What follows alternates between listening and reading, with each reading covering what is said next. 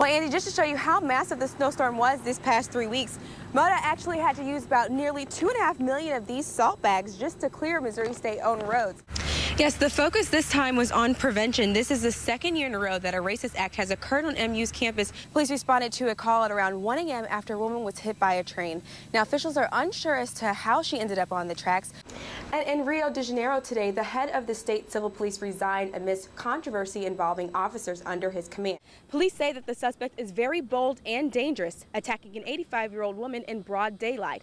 And that's why police and neighbors are anxious to get this man off the streets. And now officials believe that the fire may have been the result of faulty electrical wirings. Officials say workers were in the process of updating some outlets, and according to the fire chief, the house is not salvageable. Well, when police arrived at the scene, they found a man with gunshot wounds and no suspect in sight. Police responded to a disturbance call Tuesday evening at this break time located on Clark and Dunklin. And according to Jefferson City Police, the 31-year-old suspect shot the victim during an altercation. Well, Jim, of the 14 families displaced, one person has been hospitalized, according to the fire chief, while a number of other residents have suffered minor burns and bruises.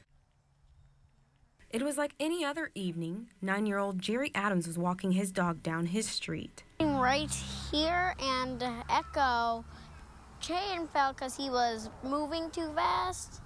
I couldn't pull him. That's when Echo, Jerry's pit bull, ran into the alley and met a man with a gun. Echo was turning. He got a gun out and pointed at my dog and shot him.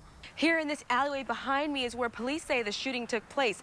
I spoke with one eyewitness who says this is where Echo charged the suspect. Another neighbor who didn't want her face shown says she heard the loud boom while in her living room. After I heard the gunshot, I jumped up, ran outside to see what was going on. Jerry's mom says she immediately confronted the man who was also walking his dog. He looked me in my face with a smug look on his face and said he tried to attack me. But in the midst of this tragedy comes a happy ending. A stranger who heard about Jerry's loss donated a new puppy to the 9-year-old. This dog's name is Oki, Echo spelled backwards.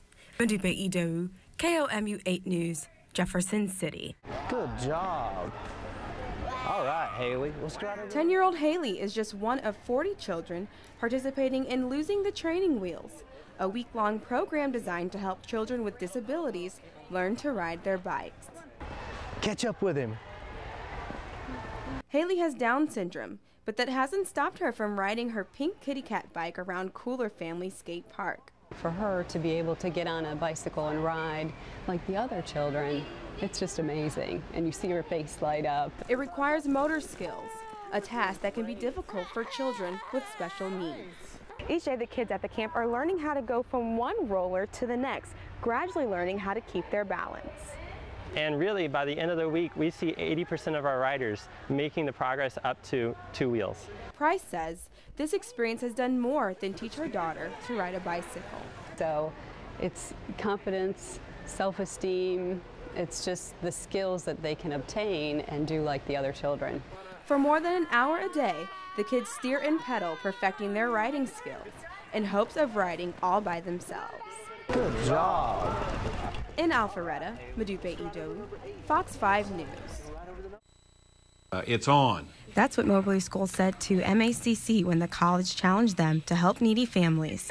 Yeah, it's pretty heavy, especially when you're carrying a whole crate full. And there's nothing but excitement filling these hallways as students look to see how many crates of food they brought in. Moberly Public School hopes to beat Moberly Community College by filling up 150 of these bags with foods ranging from peas to dirty rice. The Christmas meal also includes dessert, and each family member will receive either a turkey or a ham. But this friendly competition will help aid a serious problem.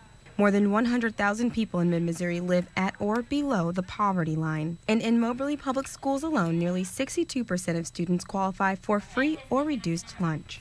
What was kind of neat about this initiative is that our students, having such a high free and reduced lunch population, have been the ones to help their peers. Meaning that a nice holiday meal came just in time since school will be letting out soon. But the winner of this competition will not only get bragging rights, but this golden drumstick. Modupe Idowu, KOMU 8 News, Moberly. It was kind of, well, slow. Deputy Eli Burkholder gives us a ride as he patrols Boone County for people not wearing seatbelts and traffic violations. A lot of times people say, well, I'm a good driver, I'm not going to get hurt, or I'm not, I'm going to be okay. The program is sponsored by a grant to encourage safe driving with an emphasis on seatbelts. Only 76% of Missourians buckle up. That's 8% less than the national average of 84%. Boone County officers must find other violations in order to pull someone over for not wearing their seatbelt. While out, Officer Burkholder spots a van with expired plates, but the driver is wearing her seatbelt. The passengers are not. You could see into the back of the vehicle, could see children sitting on the floor where a seat should be. The car is uninsured and the driver of the van runs a daycare. It's frustrating to see this because this is why we are out here today, to protect these children. Burkholder says this is a prime example of why programs like these are needed. Modupe Idowu, KOMU 8 News, Columbia.